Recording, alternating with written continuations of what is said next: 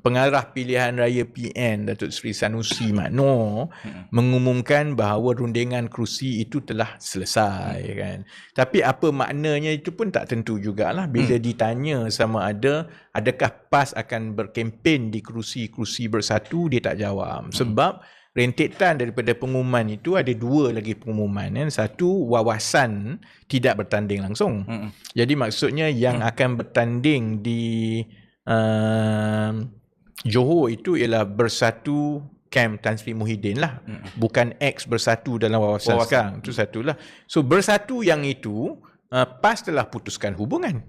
Jadi adakah bermakna kalau dua-dua bertanding atas bendera Perikatan Nasional, nama saja je lah gayanya bendera itu Perikatan Nasional, tak mudah lah agaknya untuk pimpinan PAS untuk pergi berkempen kerana dia agak lawak lah. 2 minggu lepas you putuskan hubungan, you dah cerai, kemudian tukar baju, rujuk balik ke apa macam ni. Kita pun confused kan.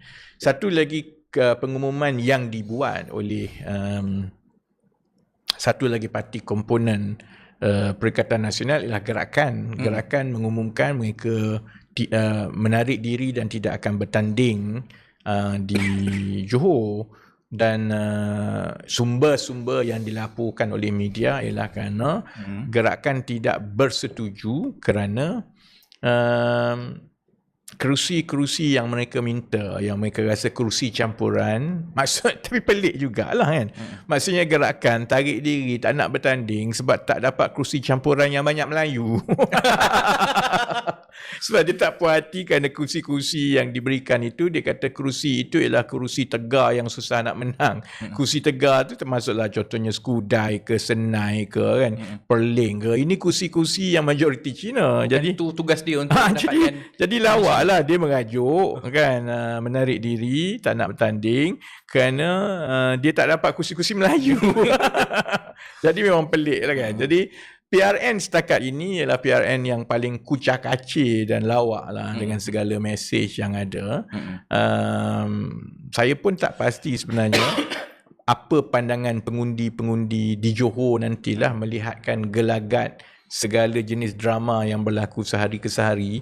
Hatta UMNO yang mula-mula masuk dengan begitu steady, dengan nampak begitu tersusun, nampak memang berada di depan. Sekarang ini dia boleh nampak yang Datuk Seri On Hafiz ni nampaknya under attack and under fire kan. Jadi kempen dia tu pun nampak agak tertekan. Jadi oleh sebab itu maksudnya ini adalah pilihan raya yang paling meriah lah kot. Dan sehingga sekarang despite all this kan, pada pandangan saya lah sebagai pemerhati dan juga sebagai seorang pemimpin parti yang paling kecil sekali, orang tak ambil peduli kan.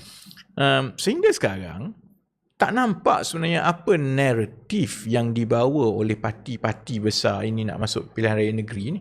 Sebab saya tak nampak dia sangat berkisah mengenai rakyat kan.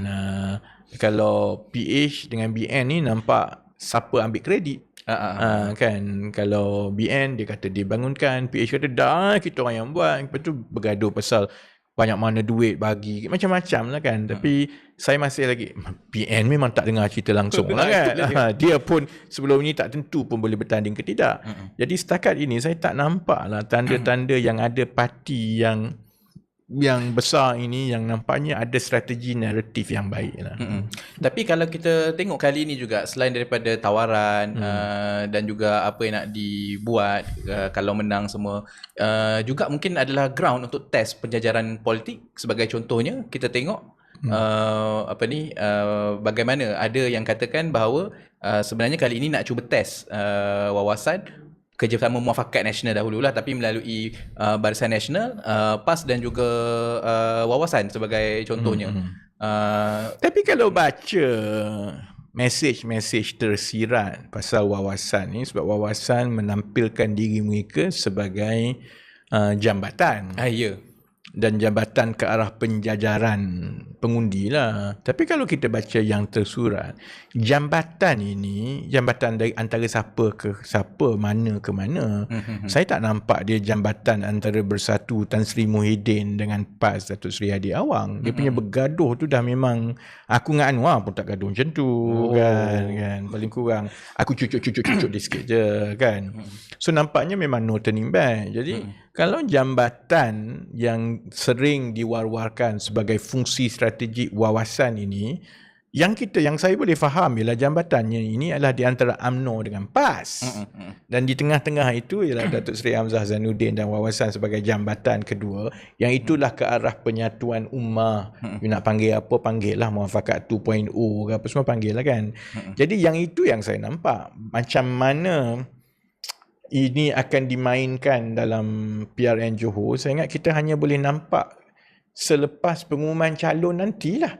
Kalau contohnya PAS banyak tidak bertanding di kerusi-kerusi UMNO, dan sudah tentu akan dirasakan bahawa memang betul penjajaran itu sedang berlaku di belakang lah. Di belakang kan? Jadi dia akan jadi satu kitaran balik lah. Daripada PAS ganti UMNO, PAS lawan UMNO, lepas tu PAS peluk UMNO dalam Muafakat Nasional, lepas tu PAS bersama-sama dalam kerajaan selepas Sheraton Move, lepas tu PAS maki UMNO sebagai AMDAP, and then now berpeluk balik lah kan. Jadi yang itu kita hanya boleh nampak selepas penamaan calon lah. Dan bila wawasan sendiri mengumumkan yang mereka tidak akan bertanding, jadi gambarannya seolah-olah PN di Johor, dalam di PRN Johor ini, PN ni lebih kurang sama macam Bersatu lah. Sebenarnya Bersatu yang nak bertanding, yang akan bertanding, tetapi menggunakan logo PN kan. Jadi sebab itu juga kita kena tengok nanti bila Bersatu, dan sangkaan saya Bersatu yang banyak bertanding, bukan PAS. Dan bila Bersatu banyak bertanding tu, nanti kita kena tengok setakat mana pimpinan PAS dan jentera PAS membantu Bersatu di bawah lah. Dan daripada situ baru kita boleh baca dengan lebih jelas. Sebab masa sekarang ni semua sama-sama. Dia sama-sama macam bahasa Amharik daripada Ethiopia. Kita pun tak faham apa jadi kita ni kan. YB, saya sambung YB cakap tadi, nampaknya setakat ni tak jelas apa pembawaan yang nak cuba dibawa. Dan saya tengok pun PH lah paling jauh dia boleh go pun adalah kerajaan negeri kena seiring dengan kerajaan persekutuan. Dan saya rasa itu benda yang mana-mana kerajaan persekutuan akan cakap lah kalau dalam PRN negeri. Soalnya memang rakyat sendiri mungkin tak dapat rasa apa signifikan keluar dalam pilihan raya negeri ni. Kalau pilihan raya umum sebagai contohnya kan, PRU14 kita dapat buang Najib dan Rosmah. PRU15 kita dapat try sekali lagi untuk jadikan Datuk Seri Anwar sebagai PM. Waktu tu lah kan. Tapi untuk PRN negeri ni, to be fair, kepada mana-mana parti politik pun sukar untuk menawarkan sesuatu. Yalah, memang betul lah, sukar. Dan cuma sebab itu saya pernah sebut, saya ingat dalam podcast 2-3 episod yang lepas, saya tak rasa paras sokongan kepada parti-parti ini banyak berubah. Saya rasa dia sebenarnya stagnated. Jadi pilihan raya negeri Johor ini akan ditentukan oleh parti mana yang berjaya membawa lebih ramai pengundinya keluar. Jadi disebab itu kan. Jadi sebenarnya kempen itu bukan, saya ingat, semata-mata mengenai kalau pilih saya jadi macam ini, ataupun ada matlamat dan hasil daripada keputusan pilihan raya ini kan. Jadi sebab pengundi kita pun cerdik, dia tahu ini pilihan raya negeri, dia tidak mengubah parlimen dan banyak dasar-dasar yang mempengaruhi kehidupan kita seharian, terutamanya yang berkaitan dengan ekonomi, cukai, inflasi, macam-macam semua tu. Semua itu adalah di bawah bidang kuasa persekutuan.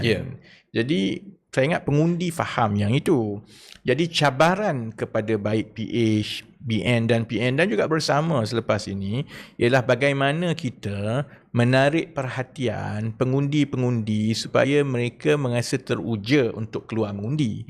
Parti mana yang berjaya meyakinkan bahawa ataupun mobilize lebih banyak penyokong mereka dan pengundi atas pagar untuk rasa tertarik keluar mengundi dan mengundi mereka, parti itu yang menang lah. Walaupun tidak ada satu matlamat yang besar. Dari segi inilah kan, jadi cabaran itu atas kertas lah. Memang cabaran itu lebih berat di pihak PH daripada BN. Sebab pengundi Melayu ni secara tradisi lebih konsisten keluar mengundi. Pengundi Cina terutamanya yang dari Singapura, yang bekerja di Singapura atau duduk di Singapura, ada lebih kurang 500,000 rakyat Malaysia yang mengundi yang berada di Singapura. Mereka ini yang selalunya akan memilih dan mempertimbangkan berbaloi atau tidak untuk balik mengundi ni. Kalau balik mengundi dia tidak mengubah apa-apa, maka dia akan rasa tak perlulah kan. Jadi kalau itu berlaku, maksudnya base pengundi-pengundi PH terutamanya DAP lah yang berhadapan dengan risiko kadar keluar mengundi yang lebih rendah. Jadi sebab itu kita kena tengok dan bergantung, saya ingat bergantung kepada pengundi lah kan. Setakat inilah saya rasa memang sukar tu sukar, tapi yang saya rasa terkejut lah kan, belum ada lagi parti-parti yang berjaya membina naratif yang betul-betul berkaitan dengan isu-isu yang menjadi perbualan pengundi-pengundi.